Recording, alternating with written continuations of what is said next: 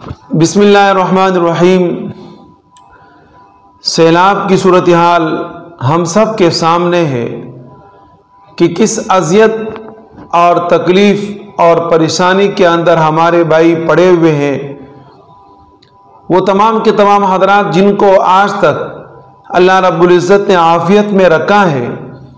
ان سے یہ گزارش ہے کہ سیلاب زدگان کے ساتھ بھرپور تعاون فرمائیں۔ یہ ہمارا قومی فریضہ، اسلامی فریضہ ہے۔ ایک دوسرے کے ساتھ تعاون کرنا ہماری ایمانی ذمہ داری ہے، اور جب بھی اہل وطن کے اوپر ایسے حالات آئے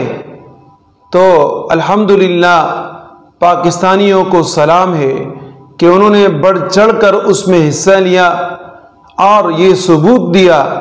کہ ہم ایک درد رکھنے والے مسلمان اہل وطن ہیں اور ایک دوسرے کے احساس رکھنے والے ہیں۔ اب ان کو ضرورت ہے اس بات کی کہ ہم ان کے لیے راشن کا انتظام کریں، ہم ان کے لیے خیموں کا انتظام کریں، ہم ان کے لیے لباس کا انتظام کریں، ہم ان کے لیے بستر کا انتظام کریں، اور اسی طریقے سے مچھردانی کا انتظام کریں تاکہ ان کو تھوڑا سا سکون مل جائے کہ جس اذیت اور تکلیف کے اندر وہ 24 گھنٹے گزار رہے ہیں۔ اور وہ سیلاب زدگان حضرات کسی گاڑی کو دیکھتے ہیں یا کسی جماعت کو جب دیکھتے ہیں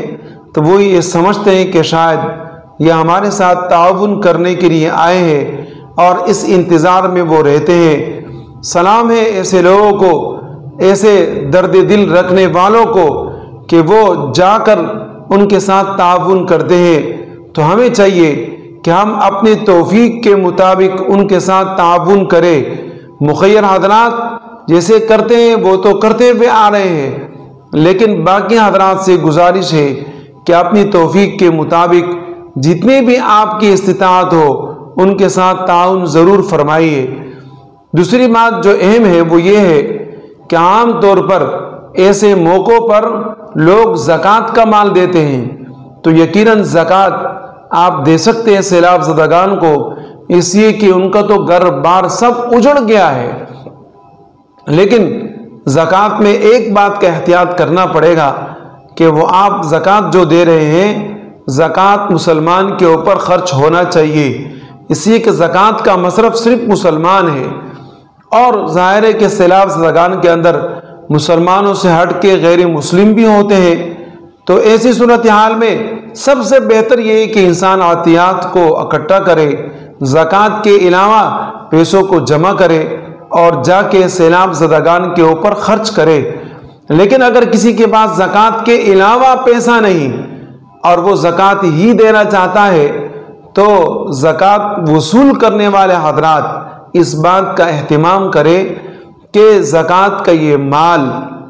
ایسے لوگوں کے اوپر خرچ ہو جو مسلمان ہے، اور اگر بولے بالے آپ کو پتہ ہی نہیں چلا کہ یہ مسلمان ہے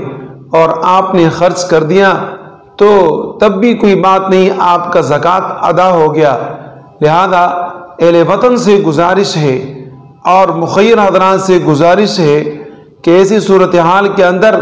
ہم اپنے بھائیوں کے ساتھ بھرپور تعاون کریں۔ یہ ہمارا قومی فریضہ، ایمانی فریضہ اور اسلام کا عین مقصد ہے، ایک دوسرے کے ساتھ اخوت کرنا اور ایک دوسرے کے ساتھ تعاون کرنا۔ نبی اکرم صلی اللہ علیہ وسلم جب مکہ مکرمہ سے مدینہ منورہ چلے گئے تو نبی علیہ السلام نے مسلمانوں کے ساتھ تعاون کرنے کے لیے انصار کو متوجہ فرمایا، اور انہوں نے اپنے مال، دولت اور توفیق کے مطابق اپنے ساز و سامان کی بوریاں کھول دی اور منہ کھول دیے، اور بڑھ چڑھ کر اپنے ساتھیوں کے اوپر، اپنے بھائیوں کے اوپر خرچ کیا۔ آج یہی فریضہ ہمارا ہے کہ ہم اس فریضے کو نبھائیں، جیسے کہ ہمارے بڑے نبھاتے ہوئے آ رہے ہیں، ہم بھی اسی کے راہ پہ چلتے ہوئے اس فریضے کو انجام دیں۔